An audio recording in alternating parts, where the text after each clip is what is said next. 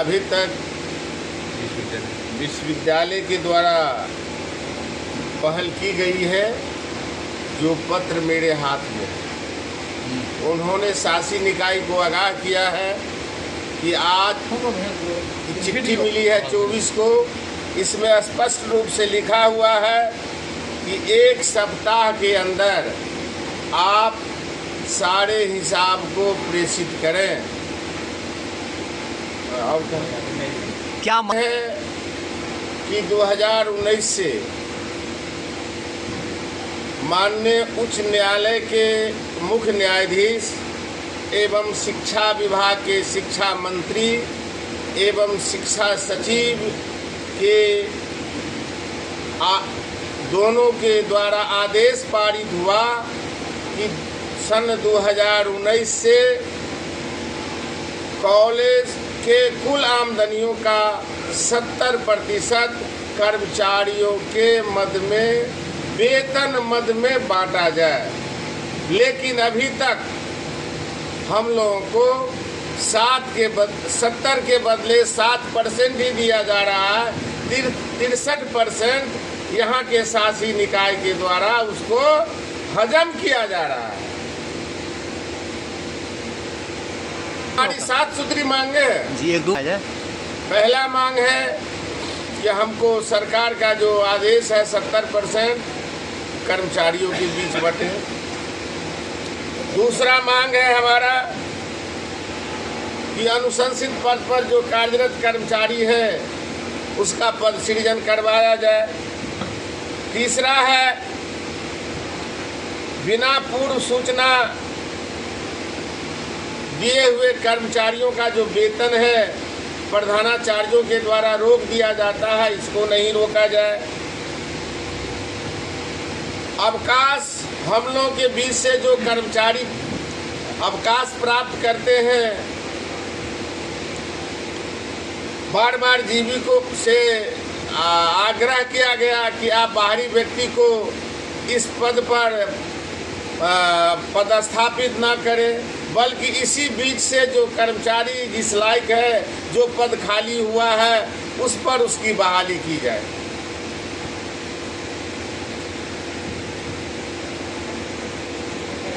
उसके बाद मेरा 5वां मांग है, महाविद्यालय में कोष है कर्मचारी कल्याण कोष, उसका खर्च जो है हम लोग बहुत मेहनत करके सन 2016 में एक अकाउंट खोलवाया जिसका नाम था कर्मचारी कल्याण कोष। उसमें लगभग 16 लाख रुपया था। हम लोगों ने किसी तरह से उसमें 16 लाख रुपया जमा किया, लेकिन इससे पूर्व जो प्रधानाचार्य थे उन्होंने, जब मैंने उनसे प्रधानाचार्य कक्ष में पूछा कि सर वह जो कर्मचारी कल्याण कोष का पैसा है वह कर्मचारी सब अवकाश प्राप्त कर रहे हैं, उसके बीच उसका जो है सो कुछ राशि दे दिया जाए उसमें से।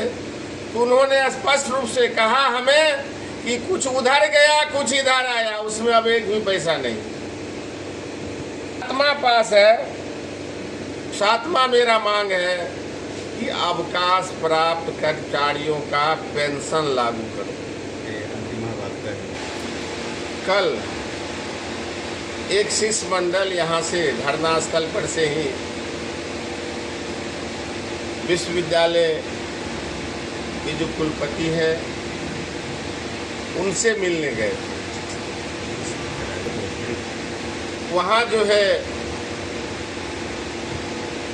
कुलपति के द्वारा इस शासी निकाय को आदेश दिया गया है कि आप 7 दिनों के अंदर सन 2019 से अद्यतन यानी आज तक जो आपकी आमदनी है उसका लिखित रूप से विश्वविद्यालय में प्रेषित करें।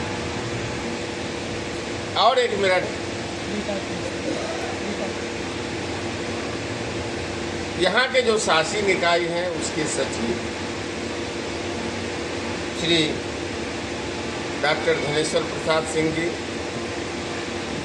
जो इस धरना स्थल पर हमारे जो शासी निकाय के एक सदस्य हैं भोला प्रसाद महतो जी, वे आपको हर एक जगह जहाँ जहाँ भी इसकी शिकायतें की गई है कि शासी निकाय हमको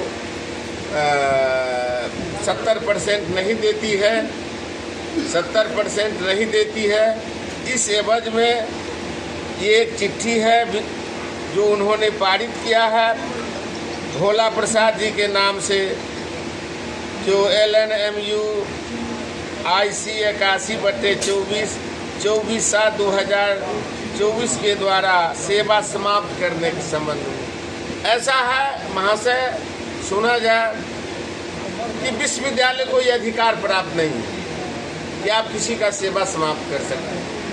कारण उसको केवल अनुशंसा करने की ही ताकत बनती है, जो यहाँ से अनुशंसा करके वह राज्य सरकार को भेजे।